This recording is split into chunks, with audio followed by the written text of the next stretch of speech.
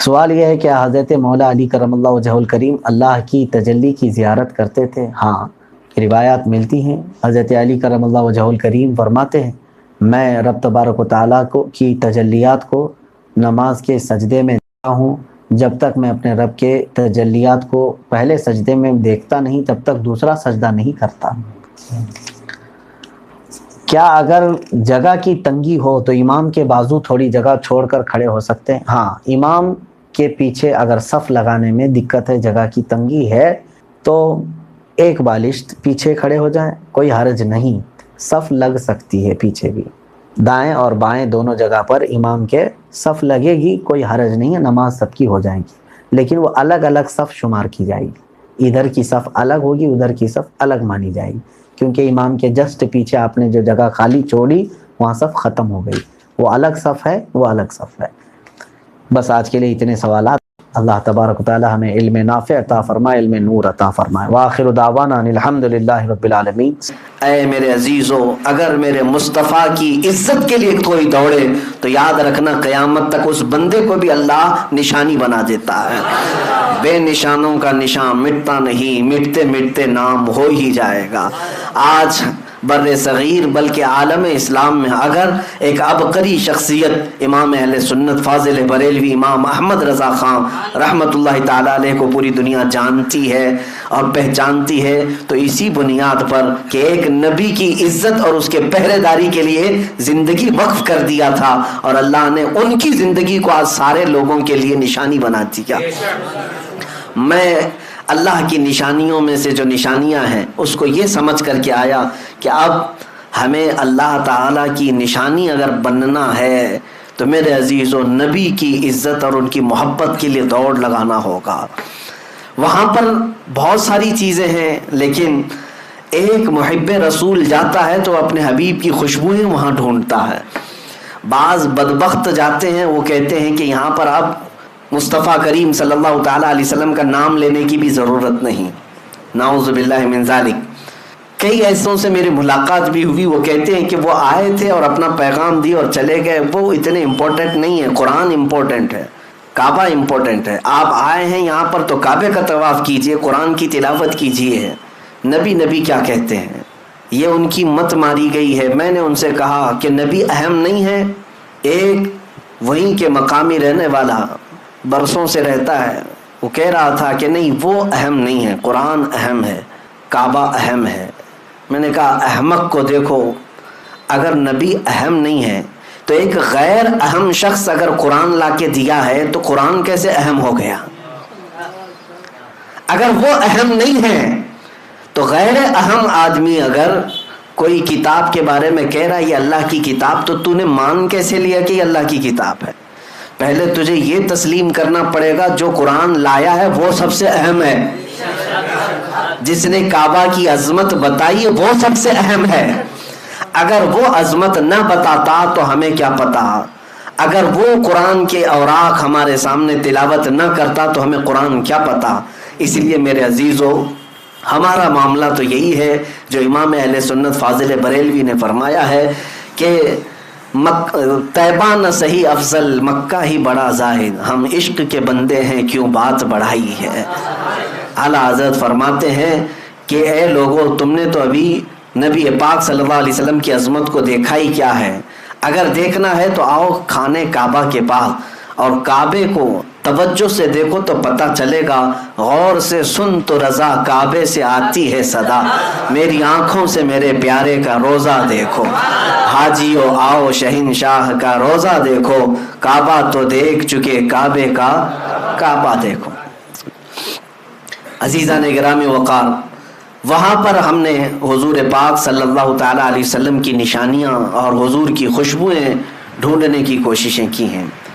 توجہ چاہتا ہوں، صفا اور مروہ کو اللہ تعالیٰ نے کیا فرمایا؟ اللہ کی نشانیاں ہیں۔ توجہ ہے میری طرف؟ میں کچھ چیزیں سمجھا کر کے جاؤں گا، اللہ جلد آپ کو حج نصیب فرمائے اور خانہ کعبہ اور مدینہ طیبہ کی حاضری ہو تو میری یہ باتیں آپ کے کانوں میں گونجتی رہیں کہ دیکھنا ہے تو ہمیں کیا دیکھنا چاہیے۔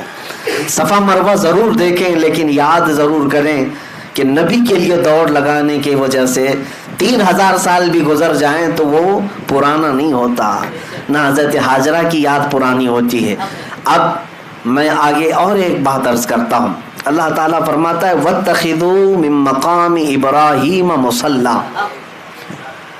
کعبے کے سامنے آج بھی گولڈن کلر کا ایک چھوٹا سا مینار دیکھتے ہوں گے جس کو مقام ابراہیم کہتے ہیں۔ مقام ابراہیم کیا ہے؟ اس میں ایک پتھر رکھا ہوا ہے جس پہ حضرت ابراہیم علیہ السلام کے دونوں پیروں کے صاف نشان ہیں، صاف نشانیاں ہیں۔ وہ پتھر آج بھی محفوظ ہے، اور قرآن میں اللہ فرماتا ہے مقام ابراہیم کو اپنی نماز کی جگہ بنا لو۔ جو بھی حاجی، جو بھی ایک معتمر عمرہ کرتا ہے، طواف کے بعد مقام ابراہیم کے پاس آ کر کے 2 رکعت ضرور پڑھتا ہے۔ وہاں پر 2 رکعت پڑھنے کا حکم ہے۔ کعبہ سامنے ہے لیکن اللہ فرما رہا ہے مقام ابراہیم کے پاس، مقام ابراہیم کے پاس پڑھو 2 رکعت۔ قرآن کی آیت میں بتا رہا ہوں وَاتَّخِذُوا مِن مَّقَامِ إِبْرَاهِيمَ مُصَلًّى، اپنی نماز کی جگہ بناؤ مقام ابراہیم کو۔ اب ہم نے محسوس کیا، تحقیق کیا تو سارے لوگوں کی زبان پر ایک ہی بات جاری، اور وہاں پر بھی جا کر کے آپ پوچھیں گے، کچھ لوگ اس کے ارد گرد کھڑے بھی رہتے ہیں محافظ کی حیثیت سے، کچھ پولیس والے اور کچھ لال دوپٹے والے۔ وہ لوگ جب بھی آپ سوال کریں گے تو یہی کہیں گے کہ یہ پتھر ہے جس پر کھڑے ہو کر کے ابراہیم علیہ السلام نے کعبے کی تعمیر کی، اور ظاہر سی بات حقیقت ہے، تاریخ بھی ہے۔ وہ پتھر کی ایک تاریخ یہ ہے کہ ابراہیم علیہ السلام اس پتھر پر کھڑے ہو کر کعبے کی دیواریں بلند کرتے تھے۔ دیوار جتنی بلند ہوتی تھی پتھر بھی اونچا ہو جاتا تھا۔ جب ابراہیم علیہ السلام کو اترنا ہوتا تو پتھر چھوٹا ہو جاتا تھا، وہ فلیکسیبل سیڑھی کی طرح تھا، خود اونچا ہوتا تھا اور خود نیچے ہو جاتا تھا۔ اب یہ پتھر ابراہیم علیہ السلام کی خانہ کعبہ کی تعمیر کرنے کی نشانیوں میں سے ایک نشانی رکھی گئی ہے، محفوظ ہے۔ تو میں آپ سے پوچھتا ہوں کیا وہ پتھر اتنا افضل اسی لیے ہے کہ اس پر کھڑے ہو کر ابراہیم علیہ السلام نے کعبے کی تعمیر کی؟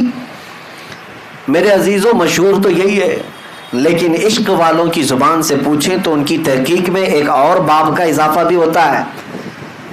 فرماتے ہیں مفسرین کہ اس پتھر کی ایک یادگار اور بھی ہے، صرف کعبے کی تعمیر نہیں ہوئی اس پتھر پر کھڑے ہو کر، بلکہ جب خانہ کعبہ کی تعمیر مکمل ہوئی تو اس پتھر پر کھڑے ہو کر ابراہیم علیہ السلام نے ایک دعا کی تھی، ربنا وبعث فیہم رسولا من انفسہم یتلو علیہم آیاتہ ویزکیہم ویعلمہم الکتاب والحکمہ انک انت العزیز ویعلمہم الکتاب والحکمۃ ویزکیہم انک انت العزیز الحکیم۔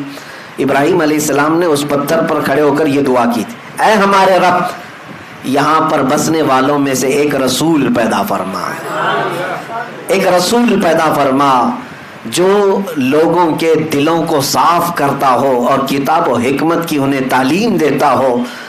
مولا بے شک تو حکمت والا اور غالب حکمت والا ہے۔ ابراہیم علیہ السلام نے اس پتھر پر کھڑے ہو کر کے دعا کیا کی تھی؟ اے اللہ ایک رسول پیدا فرما۔ اب میں آپ کو بتاتا ہوں پوری تاریخ میں ابراہیم علیہ السلام سے لے کر آج تک تقریباً 4000 سال کے عرصے میں مکہ میں سوائے میرے مصطفیٰ کے کوئی اور رسول نہیں پیدا ہوا، کوئی اور رسول نہیں آئے۔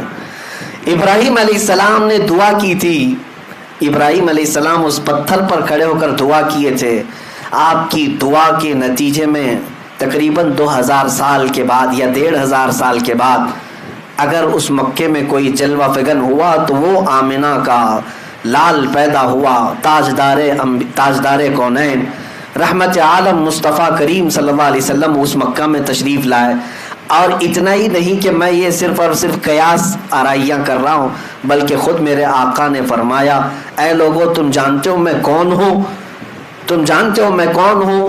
اور لوگوں سے کہا سنو، عیسیٰ علیہ السلام جس کی بشارت دیتے تھے اور ابراہیم علیہ السلام جس کے لیے دعا کرتے تھے، میں وہی رسول ہوں۔ تو اب میں آپ کے ذہن کو قریب کرتا ہوں، اس پتھر کی عظمت کا معاملہ اب اور بدل گیا۔